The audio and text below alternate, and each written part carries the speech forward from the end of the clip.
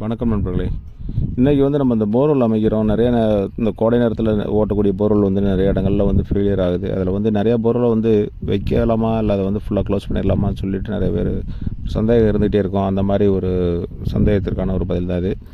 இன்றைக்கி பொதுவாக போர்வெல் அமைக்கும் போது இந்த கோடை காலத்தில் என்றைக்குமே நீர்மட்டம் ரொம்ப கீழே ரொம்ப தாழ்ந்து போயிடுறதுனால அந்த இடங்களில் சில இடங்கள்லாம் தண்ணீர் சரிவர கிடைக்கிறதில்ல. அப்படி கிடைக்காத பட்சத்தில் ஒரு சில போர்வெல்லில் பார்த்திங்கன்னா கொஞ்சம் ஈரப்பதத்தோட மண் வந்திருக்கும். அந்த மாதிரி போர்வெல்லாம் நம்ம மறுபடியும் திரும்ப பயன்படுத்த முடியுமா?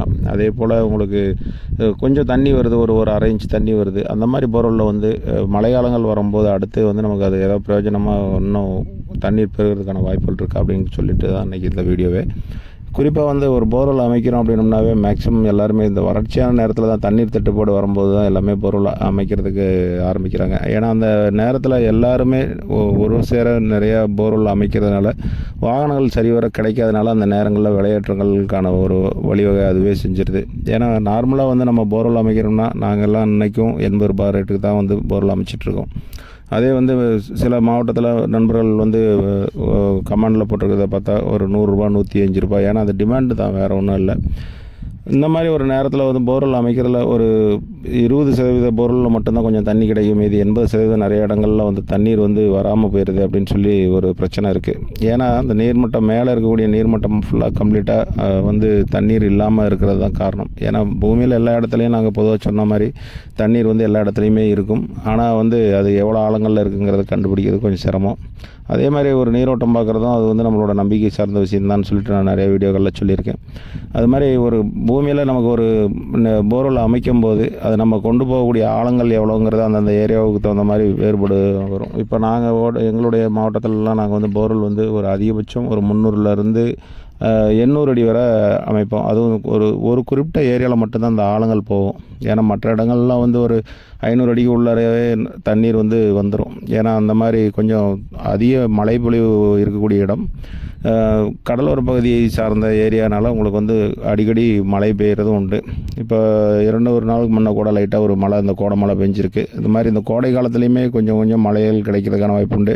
நிறைய மாவட்டங்கள்லேயும் உள் மாவட்டங்கள்லேயும் மழை பெஞ்சதாக சொல்லி நிறையா செய்தி மூலமாக நம்ம தெரிஞ்சுக்கிட்டோம். அது மாதிரி அந்த காலகட்டத்தில் நம்ம அமைச்சிருக்க போர்வெல் நமக்கு ஒரு பயனாக கொடுக்குமா, அந்த போர்வெல்லில் மீண்டும் ஏதாவது தண்ணீர் வர்றதுக்கான வாய்ப்புகள் இருக்கா அப்படின்னா கண்டிப்பாக இருக்குது.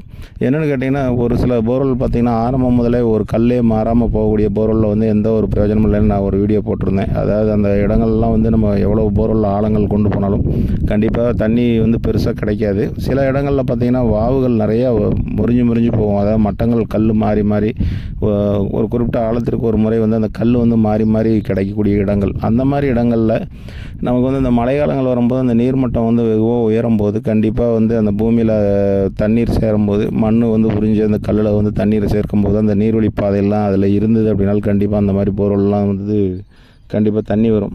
அதே ஒரு சில போர்வெல்லில் பார்த்திங்கன்னா வெறும் ஈரமண் மட்டும் வந்திருக்கும். ஒரு அரை இன்ச்சு ஒரு 3/4 இன்ச் அளவுக்கு, ஒரு ஏர் கம்ப்ரெசர் ஓட்டுற அளவுக்கு.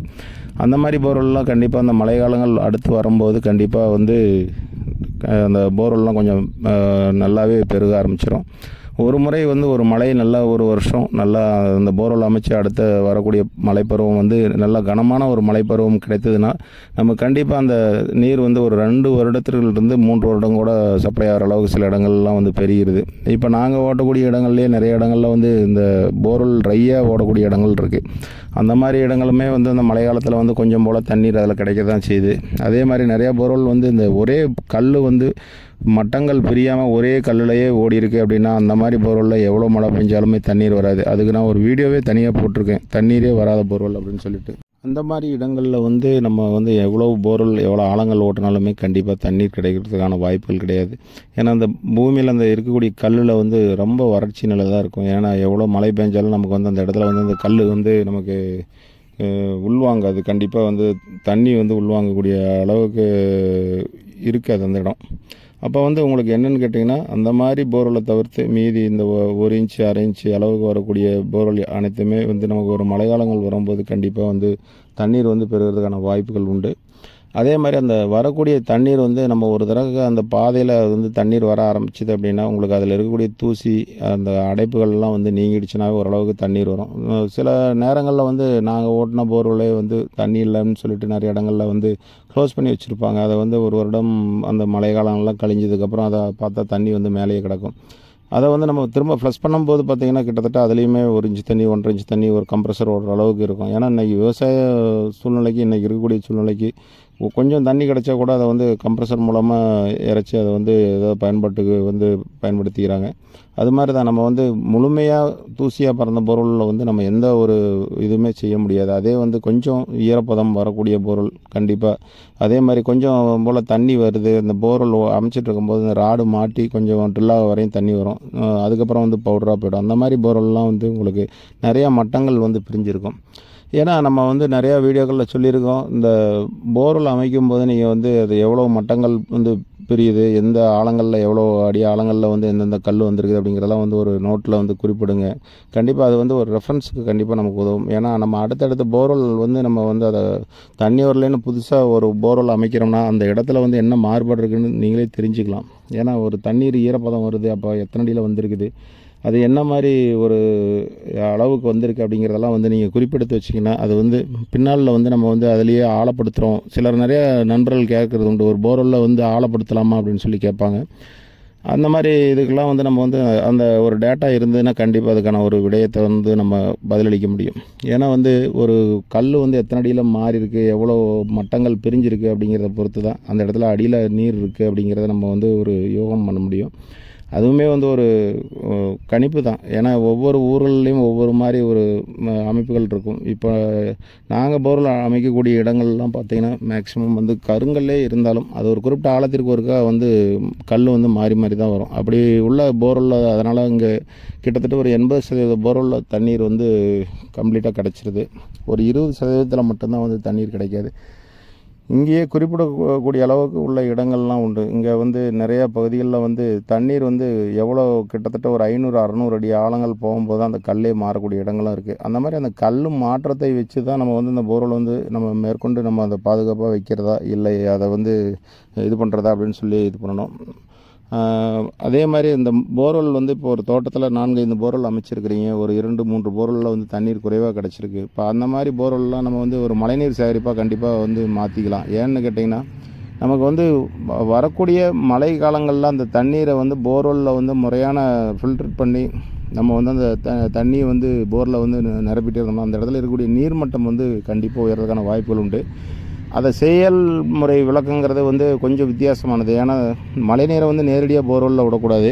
அதை வந்து சுற்றியும் ஃபுல்லாக கம்ப்ளீட்டாக ஒரு தொட்டி போன்ற ஒரு அமைப்பை ஏற்படுத்தி அதில் வந்து இந்த கருங்கல் ஜல்லி இந்த மாதிரி கூழாங்கல் இந்த மாதிரி விஷயங்கள் எல்லாம் வந்து நம்ம உள்ளே போட்டு தான் நம்ம வந்து அந்த போர்வெல்லை வந்து ஃபில்டர் பண்ணி அந்த தண்ணியை வந்து உள்ளே இறக்கணும். ஏன்னா நேரடியாக நம்ம இறக்கும்போது மேலே இருக்கக்கூடிய கண்டாமினேஷன்லாம் வந்து கண்டிப்பாக அந்த தண்ணீர் வழியே உள்ளே போகிறதுக்கான வாய்ப்புகள் உண்டு.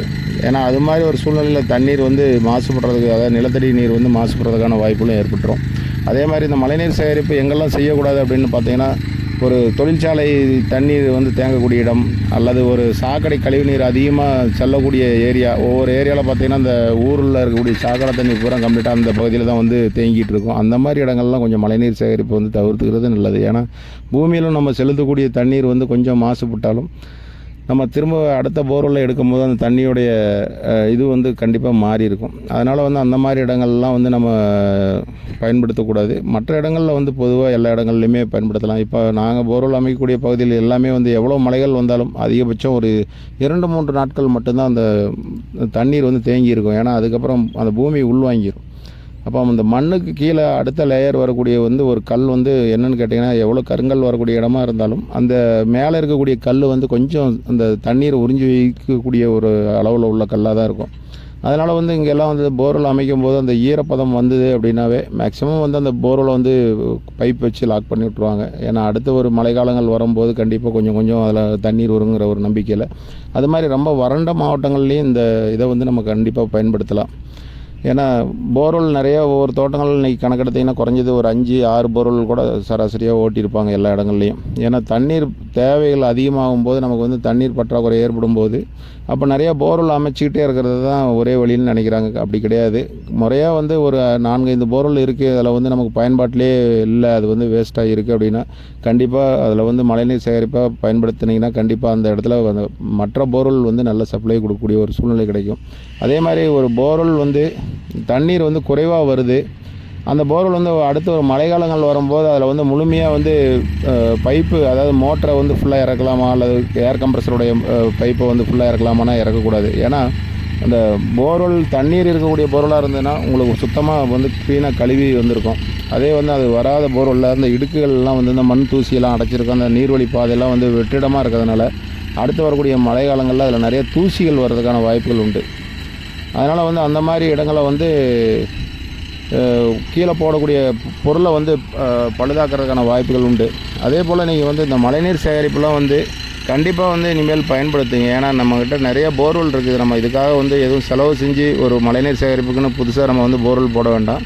இருக்கக்கூடிய போர்வெல்லில் கண்டிப்பாக நீங்கள் உங்களுடைய தோட்டங்கள் சுற்றி இருக்கக்கூடிய கிடங்குகள், அதாவது தண்ணீர் தேங்கக்கூடிய இடத்துலலாம் இருக்கக்கூடியதெல்லாம் வந்து அந்த போர்வெல்லில் வந்து சேர்கிற மாதிரி நம்ம ஒரு அமைப்பை ஏற்படுத்தி, நான் சொன்ன மாதிரி அதை வந்து அந்த போர்வெல்லை சுற்றி ஒரு கிடங்கு குறைந்தது ஒரு 5க்கு 5 அளவுக்காவது எடுத்து ஒரு 5-10 அடி ஆழங்கூட எடுக்கலாம். அது வந்து முறையாக செய்யணும்னா ஒரு 10 அடி ஆழங்கள் எடுத்து அதில் வந்து கருங்கல் ஜல்லி இதெல்லாம் போட்டு 2 பாதையாக அமைச்சு இது பண்ணுவாங்க. அது நான் கூடிய விரைவில் அதுக்கு ஒரு வீடியோவும் கண்டிப்பாக நான் அப்லோட் பண்ணுறேன். ஏன்னா நாங்கள் சொல்லி ஏற்கனவே செஞ்ச ஒரு தோட்டம் இருக்குது.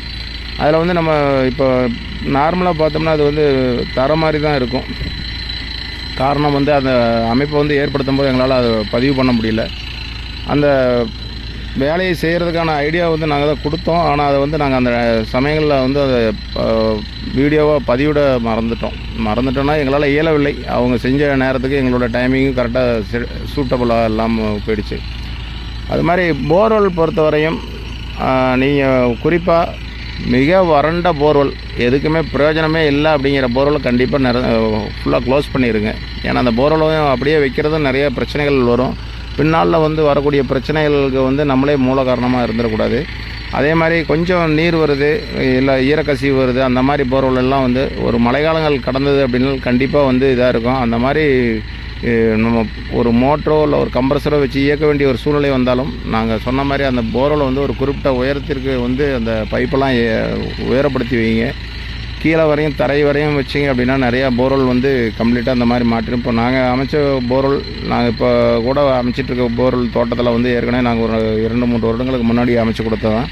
இங்கே அந்த ஒரு மழைக்காலங்கள் வந்து ஒரு கடுமையான மழை ஒரே ஒரு நாள் மட்டும் பதிவாச்சு. அந்த சமயத்தில் வந்து அந்த போர்வெல் வந்து குளங்கள்லாம் பெருகின உடனே என்னென்னா நீர்மட்டத்தில் வந்த மண் வந்து அந்த ஏர் கம்ப்ரஸர் ஓஸை வந்து வெளியே எடுக்கிறதுக்கெல்லாம் லாக் ஆகிடுச்சு. நம்ம அதை எடுக்கிறதுக்கான ஒரு முயற்சியை வந்து, ஏன்னா கருப்பு ஓஸ்னால நம்ம வந்து அதில் ஏர் கொடுத்து பார்த்தோம். அந்த ஏர் கொடுத்தாலுமே அந்த இடத்த வந்து க்ளீன் பண்ணி எங்களால் எடுக்க முடியல. காரணம் வந்து என்னென்னு கேட்டிங்கன்னா சுற்றி பிடிச்சிருச்சு. நம்ம கொடுக்கக்கூடிய ஏர் வந்து அழுத்தம் வந்து வெளியே வரல. ஏன்னா அதெல்லாம் குறைஞ்சபட்சம் அந்த போர்வெல் ஒரு 200-300 அடி அளவுக்கு ஃபுல்லாக சைடு ஃபுல்லாக அடைச்சிருக்கோம் அப்படிங்கிறது தான். அது மாதிரி நிறையா நண்பர்களுக்கு சந்தேகங்கள் இருந்துகிட்டே இருக்கும். அந்த சந்தேகத்திற்கெல்லாம் நிறையா எங்களோட வீடியோக்களை பாருங்கள். அதே மாதிரி ஒரு நீரோட்டம் பார்க்குறதும் நான் நிறையா வீடியோக்களில் சொல்கிற மாதிரி அது நம்பிக்கை சார்ந்தது. நம்மளாக தான் கூப்பிட்றோம். அதாவது அவங்களாம் வந்து இது தண்ணீர் பார்க்குறோன்னு யாருமே வர்றது கிடையாது. இருந்த போதிலும் அது வந்து சொல்லக்கூடிய விஷயத்தையும் எல்லா விஷயத்தையும் அந்த இடத்துல இருக்கக்கூடிய தன்மை, நமக்கு கிடைக்கக்கூடிய மழைப்பொழிவு, இதெல்லாம் வந்து கணக்கிட்டு ஒரு போர்வெல் அமைக்குமாறு கேட்டுக்கிறோம். அதே மாதிரி உங்களுக்கான சந்தேகங்கள் எதுவாக இருந்தாலும் கண்டிப்பாக என்னோடய கமெண்ட் பாக்ஸில் பதிவிடலாம். அதற்கான விடையை வந்து கண்டிப்பாக நாங்கள் உடனுக்குடன் முடிந்த அளவுக்கு நாங்கள் வந்து பதிலளிக்கிறோம். நீங்கள் கேட்கக்கூடிய ஒவ்வொரு சந்தேகத்திற்கும் அன்னன்னைக்கு நமக்கு வந்து ஒரு பதில், எனக்கு வந்து ஒரு கேள்விக்கு வந்து வரும்போது தான் நான் வந்து அதுக்கான ஒரு விடயத்தை வந்து கண்டிப்பாக எங்களுடைய அனுபவத்தின் வாயிலாக என்ன விஷயங்கள்லாம் எங்களுக்கு தெரியுதோ அதை வந்து உங்களோட பகிர்ந்துக்கிறோம். அதே மாதிரி தான் இன்றைக்கி இந்த வீடியோவுமே ஒரு நண்பர் கேட்டிருந்தது தான். ஏன்னா போர்வெல்லில் தண்ணி கம்மியாக இருக்குது, அதை வந்து பயன்படுத்தலாமான்னு கேட்டிருந்தார். அதுக்கான விட தான். இது மாதிரி தொடர்ந்து பாருங்கள் நண்பர்.